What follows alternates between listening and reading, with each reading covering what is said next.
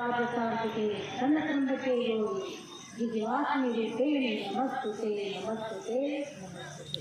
या देवी सर्वभूतेषु शक्तिरूपिणी संस्थिता नमस्तस्ते नमस्तस्ते नमस्तस्ते नमो नमः। हे माँ, आज हम विद्यावासिनी माँ के चरणों में बैठे हैं। उस माँ का गुणगान करने के लिए आए हैं जो भी नवरात्र चल रहे हैं। घर घर में माँ के नाम की दीप जलाए जा रहे हैं, घर घर में माँ का गुणगान किया जा रहा है और घर घर मंदिर सजाए जा रहे हैं। उस माँ के नवरात्र करने से हमें क्या फल मिलता है? जो हम 9 जन्म में नहीं प्राप्त कर सकते वो हम 9 दिन में प्राप्त कर लेते हैं। नवरात्रि मतलब एक रात्रि उस माँ के नाम के गुणगान की, उस माँ के नाम के ध्यान की अगर हम बिताएंगे तो हम यहाँ नहीं, हम अपने 9 जन्म सवार लेंगे। नवरात्रि करना चाहिए, आवश्यक है नवरात्रि करना चाहिए और ज्यादा से ज्यादा माँ आदिशक्ति का ध्यान करना चाहिए। आदिशक्ति कैसे सृष्टि पे प्रकट हुई? जब संसार में हाहाकार मचा, देवी देवताओं का अपमान हुआ, राष्ट्र ने आक्रमण किए। ऐसे ही मनुष्य जाति जब देवी देवताओं की पूजा करना भूल गया, अपने कुल देवताओं की पूजा करना भूल गया, अब अपने चारों दिशाओं में राक्षसी वृत्ति के प्राण आके एक मनुष्य जीव पे आक्रमण करने लगे और भ्रमित करने लगे, तभी धरती पे कौन प्रकट हुई? माँ शक्ति प्रकट हुई। घर घर में देवी देवताओं का सम्मान हो, घर घर में कुल देवी देवताओं का सम्मान हो। आज के बच्चे क्या करते हैं? देवी देवताओं को पूछते नहीं है और बाहर जाके चरणों में बैठते हैं। इसलिए हमारे घर में कौन सी शक्ति वास करती है और हमारे तन में कौन सी शक्ति वास करती है, ये हमें कैसे जान मिलेगा? जब हम 9 दिन उस माँ का गुणगान करेंगे, उस माँ का ध्यान करेंगे। आप थोड़ा आसन लगाना सीख लीजिए, माँ का ध्यान करना सीख लीजिए, आपको खुद पता चलेगा कि वो आदिशक्ति पराशक्ति कौन है। और जब हम उससे मिल जाएंगे तब मिलेंगे उससे, जब हम उसके जैसे हो जाएंगे तब हम उससे मिलेंगे। उससे मिलने के लिए बहुत सहज और सरल रास्ता है कि हम उसकी साधना करें, हम उसको अपने आप को समर्पण कर दें। हम नहीं है, वो है। ऐसा समर्पण भाव करके उसकी भक्ति में लीन हो जाए। उसके लिए कोई 2 क्षण तो निकालो, उस क्षण को उसकी भक्ति के लिए निकालो जिसने हमें सृष्टि पे भेजा। आदिशक्ति कौन है? आदिशक्ति जगत जननी इस संसार की प्रकृति है। पुरुष भी कुछ नहीं है अगर प्रकृति नहीं होती। उस शक्ति ने ब्रह्मा विष्णु को प्रकट किया, उसने कोई ग्रह में नहीं रखे ब्रह्मा विष्णु, उसने अपनी शक्ति अपने तेज से इस सृष्टि का उद्धार करने के लिए, इस सृष्टि का संहार पालन और जन्म देने के लिए संसार में प्रकट किए। तो जो शक्ति संसार की उत्पत्ति कर सकती है वो हमारे शरीर की भी रक्षा कर सकती है, क्योंकि हम सब किसकी संतान है? उस शक्ति की संतान है। उस आदिशक्ति का अंश हमारे शरीर में है। ये जो तन तुमको दिया किसने दिया? ये संसार में जो उत्पत्ति हुई बच्चों मनुष्य जाति की किसने दी? शिव और शक्ति ने दी। हमें शिव और शक्ति की नवरात्रों में ज्यादा से ज्यादा ध्यान साधना करनी चाहिए और अपने आप को उनको समर्पण करके बस तेरा तुझको अर्पण क्या लाभ मिलेगा, ये सोच के ही नवरात्र में जितना आप साधना करेंगे उतना ही आपको फल मिलेगा। नवरात्र में लोग होते हैं जो संसार में जीने नहीं देते हैं। कभी कौन सा गिरा जाता है रात्रि में, कभी कौन सा आ जाता है और हमारे मनुष्य जीवन में खलबली मचा देता है। पर 9 दिन में हम एक ग्रह को शांत कर सकते हैं, एक ग्रह का आशीर्वाद ले सकते हैं। और 9 दुर्गा साक्षात 9 दुर्गा प्रकट हो जाती है अपना 9 रूपों में। तो 9 दिन की साधना करने से कितना फल मिलता है? गणपति के हम 10 दिन से गणपति की साधना करते हैं, पूरे साल गणपति का आशीर्वाद रहता है। ऐसे ही माँ का भी हमें आशीर्वाद लेना चाहिए। माँ नहीं तो जग नहीं, माँ नहीं तो जीव नहीं। याद माँ नहीं तो संसार के लिए रहेगा ये। माँ का नाम कैसे आया? जब माँ ने ब्रह्मा विष्णु को प्रकट किया, गर्भ से नहीं, याद रखना, वो तो ब्रह्म है, ब्रह्म है। ज्यादा शक्ति कौन है? ब्रह्म रूप है, याद रखना। वो प्रकाश रूप है, वो ज्योत रूप है। जो आज ज्योत जला रहे हैं ना, उसकी कृपा से ही माँ की ज्योत जला रहे हैं। तो वो तो वही शक्ति है। जब ब्रह्मा विष्णु को प्रकट किया, सृष्टि का कार्य किया, तब ब्रह्मा विष्णु ने क्या नाम दिया? माँ। फिर संसार का कार्य करने में माँ ने सभी देव शक्तियों को, काली, लक्ष्मी, सरस्वती को लगा दिया, ब्रह्मा विष्णु को, और अपना कहा गई उस प्रकाश ब्रह्म में लीन हो गई। सारे ब्रह्मांड में अपनी प्रकृति का उसे प्रकाश फैलाना शुरू कर दिया। आदर्श रूप में, निराकार रूप में, साकार रूप में किसको आगे किया? लक्ष्मी, सरस्वती, काली, ब्रह्मा, विष्णु, महेश को, और अपना ब्रह्म रूप में लीन हो गए। क्योंकि ब्रह्मांड का कार्य करने के लिए आई शक्ति है, उसको ब्रह्मांड का कार्य करना था। तो हमारे अंदर एक ब्रह्मांड की शक्ति भी है, पर हम उसको देखने की चाह होनी चाहिए। हमारे अंदर आदि शक्ति भी है, हमारे अंदर शिव भी है, पर हम उनको कैसे देखें, हम उनको कैसे मिले? तो भगवान ने प्रथाएं चला दी मनुष्य के द्वारा। नवरात्रि करो, गणपति का उत्सव मनाओ, शिवरात्रि करो, गुरु पूर्णिमा मनाओ, अनेकों भगवान ने पर्व स्टार्ट शुरू कर दिए कि मनुष्य प्राणी भगवान से जुड़े, शक्ति से जुड़े। वो शक्ति ही न रहे, लक्ष्मी को प्रकट किया अगर धन ही न रहे, उसको धन मिले। सरस्वती को प्रकट किया कि वो बुद्धिमान रहे, वो अज्ञान न रहे। महाआदि शक्ति ने क्या कार्य संसार के लिए, पर हमने उस माँ के लिए क्या किया? हमने उस माँ को क्या किया? अपना समर्पण तो नहीं दिया, अपनी श्रद्धा भक्ति तो नहीं दी, विश्वास तो नहीं जीत पाए शक्ति का। आज माँ संसार में सबसे बड़ी दुखी है, चाहे घर में हो, चाहे गौ माता हो, चाहे गंगा माता हो, याद रखना। माँ ने सृष्टि के प्रकट करके प्रकृति रूप में अपना रूप धर के सृष्टि को चलाने के लिए अपने रूप होने को धरे। उस माँ का धन्यवाद देना चाहिए। हे माँ, कलयुग में आई और हमें आशीर्वाद दिया, हम तेरी संतान हैं, हमें यश और कीर्ति सम्मान दिलाना और जन्म जन्म से मुक्ति दिला देना। मुक्ति देने के लिए क्या करना चाहिए? उसका नाम जपना चाहिए, उसका चिंतन करना चाहिए, दो पल उसके लिए बैठना चाहिए। आने वाले जन्म को भी संवारना और जो आप जन्म जी रहे हैं उसको भी संवार लेना। हमें भक्ति से ही शक्ति मिलेगी। जब तक आप भक्ति नहीं करेंगे तो शक्तिहीन रहेंगे, और जब आप भक्ति करेंगे तो आप शक्तिवान बन जाएंगे। आपके अंदर शक्ति प्रकट होना शुरू कर देगी। आपके खुद के अनुभव ही तुम्हें परमात्मा से मिला सकते हैं। कोई दूसरा तुमको परमात्मा से नहीं मिला सकता। खुद ही साधना करनी है और खुद ही परमात्मा के अनुभव और परमात्मा को अंतर में प्रकट करना है। मार्ग क्या है? शक्ति। शक्तिवान बनोगे तो सब कुछ प्राप्त कर सकते हो, शक्तिहीन रहोगे तो कुछ नहीं मिलेगा। और माँ विंध्यवासिनी का मंदिर है, विंध्यवासिनी का मंदिर है। माँ की साधना करनी चाहिए, माँ की पूजा आरती करनी चाहिए और माँ का ध्यान करना चाहिए। माँ ने हमें सब कुछ दिया, सृष्टि में क्या नहीं दिया?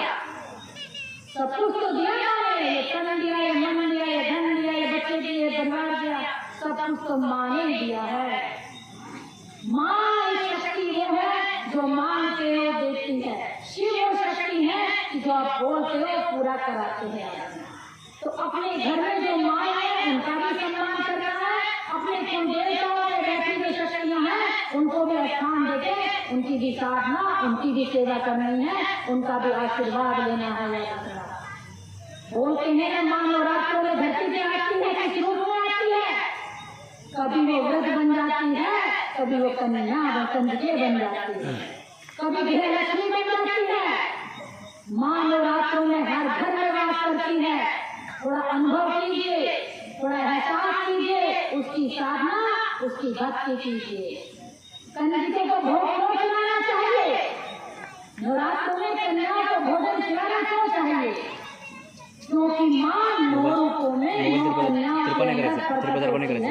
और फिर वो जो संसार में भोजन बनता है, प्रसाद बनता है, और जो उपवास करते हैं, जो श्रद्धा भक्ति करते हैं, मोदी जो माँ की साधना करते हैं, वो वरदान देने के लिए कंठ के रूप में वेश बदल के सबके घर में आते हैं। इसलिए हमें कंजकाओं की पूजा करना चाहिए, हमें कन्याओं को भोजन देना चाहिए। किस रूप में दुर्गा आ जाए, किस रूप में काली आ जाए, किस रूप में चामुंडा आ जाए, किस रूप में क्यों की शक्ति आ जाए, तुम्हें खुद को एहसास हो जाएगा। कन्या पूजन अति आवश्यक है। तो माँ ही घर तो कन्या कितनी साल की करना चाहिए? 3 साल से 12 साल। 3 साल से 12 साल की कन्याओं का पूजन करना चाहिए। साक्षात दुर्गा है, वो साक्षात शक्ति है। बड़ी माताओं की पूजा करनी चाहिए। छोटी से लेके जो होते हैं कन्या रूपी और बड़ी जो माता गर्भ हो जाती है, उनकी भी सेवा करनी चाहिए। क्योंकि जिसको बोलते हैं जगत जननी माँ, उसको माँ कौन सा नाम दिया गया? भगवान ने कौन सा नाम दिया? बड़ी माँ। जो बड़ी माँ है वो जगत जननी माँ है, वो सब माँ की भी माँ है। तो जो बड़ी हो जाती है बेटियां, नारियां, उनके ऊपर माँ आदिशक्ति जगत जननी का आशीर्वाद आ जाता है।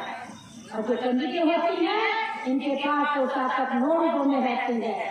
और जो बार बड़ी जवान हो जाती है, उनके साथ नारायण बनते हैं, सरस्वती बनते, उनके घरों में वास करते हैं। माँ की साधना करनी है, माँ का नाम जपना है, माँ के लिए ध्यान करना सबसे पहले जरूरी है। ध्यान क्या है? शक्ति है। और ध्यान हमें कहाँ करना चाहिए? माँ का हर विद्वान है, माँ का हर शरीर में कहाँ स्थान है? शक्ति का स्थान कहाँ है हमारे शरीर में? वही चीज लेने के लिए जहाँ सब हमारा डंडी लगाती है, वो शक्ति का स्थान हो जाता है। एक मूलाधार चक्र में रहती है राधा, और किसी नेत्र में रहती है, और सहस्त्रधार में रहती है। मतलब ब्रह्मांड को चलाने वाली शक्ति हमारे पैरों से शुरू होकर हमारे सहस्त्रधार तक चलती है। ये तो शरीर आसमान है। अभी बच्चा है, जवान होगा तो बूढ़ा चला जाएगा। तो हमने क्या करना चाहिए? हमने क्या करना? भगवान के लिए क्या किया? ये घर घर में पता होना चाहिए। बच्चों को, माँ बहनों को, भाई को, बेटे को, सब बच्चों को संस्कार देने चाहिए कि हमारा कुल वंश ये है, हमारी कुल देवी ये है, तुम्हें कुल देवताओं की, माँ बाप की सेवा करनी चाहिए। अगर माँ बाप सिखाएंगे तो बच्चे सीख जाएंगे।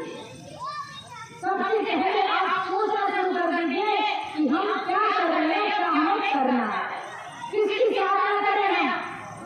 मतलब जो बीज है, शक्ति कुछ है, याद रखना, वो ज्योति से नेत्र वास करती है, शिव की शक्ति है। इसलिए हमें शिव शक्ति का ध्यान करना चाहिए, उनसे वंदना करनी चाहिए, उनसे प्रार्थना करनी चाहिए। यह तो मैं पूरे नहीं किया, 84 में 2 रन को डाल दिया, और अभी मनुष्य के जन्म में हम नष्ट हो गए, दुखा गए, परेशान हो रहे, इनसे सबसे हमारी रक्षा करो। वो माँ भगवती, वो महादेव की कृपा बरसती है, तो सारे रास्ते मार्ग खोल देते हैं। तो प्यारे बच्चों, नवरात्रों में ज्यादा से ज्यादा माँ की भक्ति करनी है। शिवरात्रि में शिव की भक्ति करनी है, याद रखना। माँ में, शिव में, शक्ति में कोई फर्क नहीं है। शिव में, शक्ति में कोई फर्क नहीं है। नारी के अंदर में शिव है और पुरुष के अंदर में शक्ति है। जो हमारा ये सीधे वाला हाथ होता है, इसमें शिव वास करते हैं, और जो हमारा ये हाथ होता है उसमें शक्ति वास करते हैं। ऐसे ही पुरुष के अंदर में शिव शक्ति है, नारी के अंदर में शिव शक्ति है। सिर्फ जगाने की देर है, सिर्फ पाने की देर है, सिर्फ उनसे मिलने की देर है। और नवरात्रों में इतना शुभ समय है कि ज्यादा से ज्यादा माँ की साधना करो, ज्यादा से ज्यादा शिव से प्रार्थना करो कि हमारे घर में सुख शांति हो, इस संसार में सुख शांति हो, अंधकार से निकालो और प्रकाश की तरफ आगे बढ़ाओ, प्रकाश की तरफ बढ़ाओ। हमें भगवान से, उस माँ आदिशक्ति से प्रार्थना करनी चाहिए, और माँ के आनंद को सजाना चाहिए, माँ को सजाना चाहिए। और जिस माँ ने संसार को सजा दिया, तुम भी तो माँ को सजाओ। जिस माँ ने संसार को इतना सब कुछ दे दिया, सारी सृष्टि, अगर माँ नहीं आती तो संसार भी नहीं होता। अगर शक्ति नहीं आती तो सब लोग नहीं रहते, याद रखना। हमें प्रकृति पुरुषता दोनों का सम्मान करना चाहिए। हमें शिव और शक्ति का, जैसे घर में माँ और बाप का सम्मान होना चाहिए। हमारे देश शक्तियों का, देवताओं का, देवताओं का, पितृ देवताओं का आशीर्वाद दिया करो।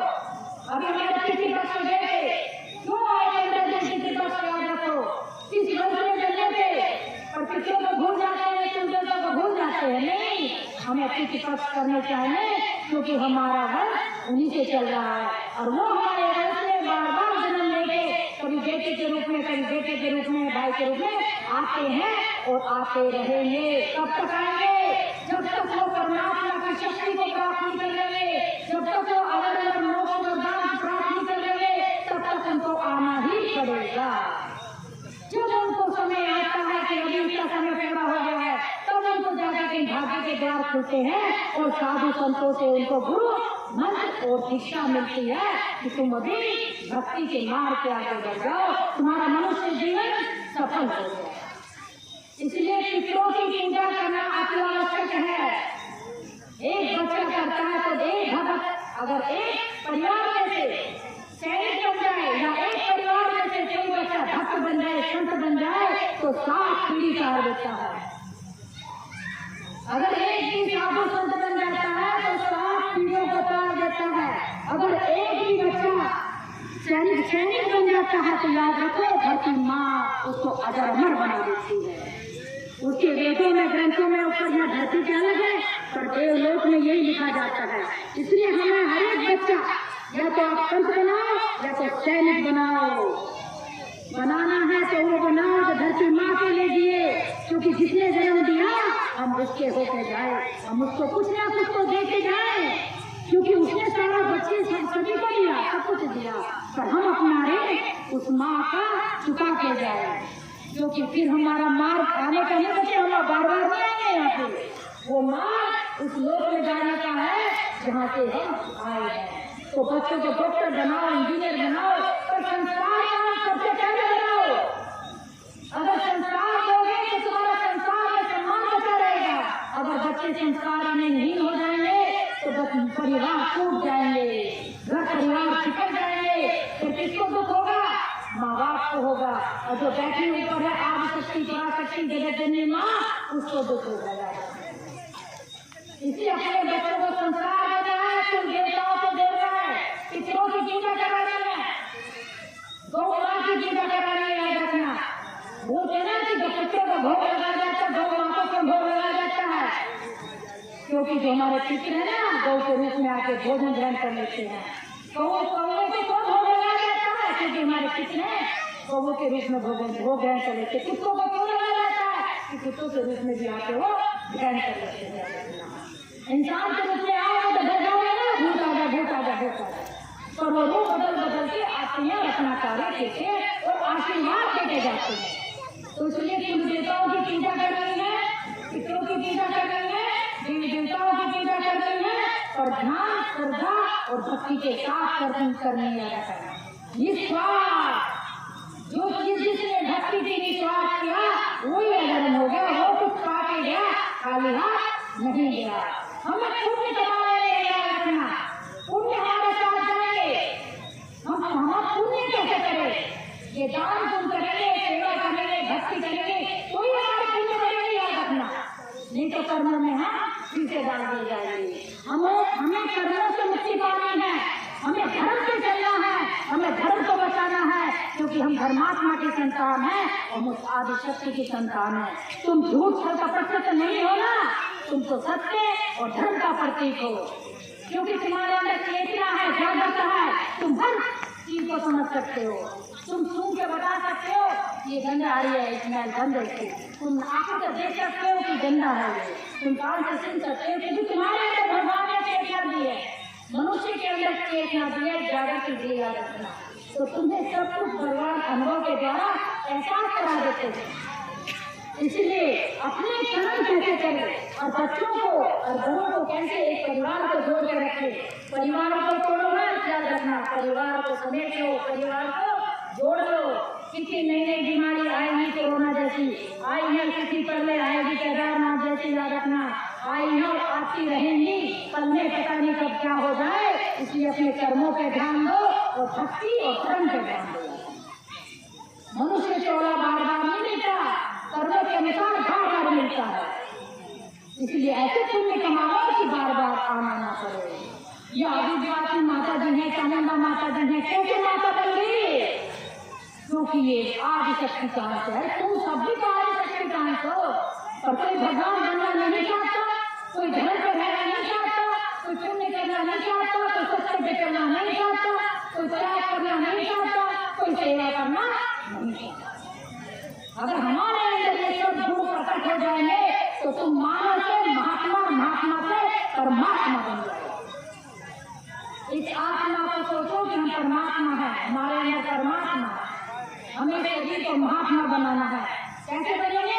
पुण्य कर्म करके, धर्म कर्म करके। याद रखना, अपने परिवार को एक संसार से जोड़ के उस परमात्मा के मार्ग पे चलाते हुए, ध्यान साधना करते हुए रखना। गुरु मंत्र लेते हुए, गुरु मंत्र दीक्षा लेते हुए, मंत्र जपते हुए कर सकते हैं। बिगड़ जो ध्यानी नहीं होते ना, वो ज्ञानी होते हैं। जो ध्यानी होते हैं वो ज्ञानी होते हैं। इसलिए हमें किसी भी रूप में करो, याद कोई भी मंत्र जपो, पर जरूरी है आज के समय में कलयुग में उस भगवान की साधना करना, उनका मंत्र जपना। ठीक है बच्चों, तो नवरात्र चल रहे हैं। अपने कर्म पे और अपने धर्म पे नजर मारो, देखो कि हमने कैसे कर्म किए कल और आज हम क्या कर रहे हैं। हमने कितने धर्मात्मा के काम किए, कितने परमात्मा के काम किए, तभी हमारा जीवन सफल होएगा। तभी हम इनसे मुक्ति प्राप्त कर सके मनुष्य चोले से, और जो दुख भरी संसार में जो दुख जीते हैं उनसे। तो अपने कर्म अच्छे करो और धर्म के आगे बढ़ो, तो धर्म के भी कार्य करो। जैसा आज इस बच्चे ने नवरात्रे थे, मैं तो आसन में बैठी हुई थी, मेरा तो चंडी पाठ चल रहा था, दुर्गा सप्तशती का पाठ चल रहा था, और एक गणेश बेटे ने प्रोग्राम यहाँ रख दिया और मुझे माँ ने बुला लिया। आप समझो मतलब ये कितना बड़ा चमत्कार है।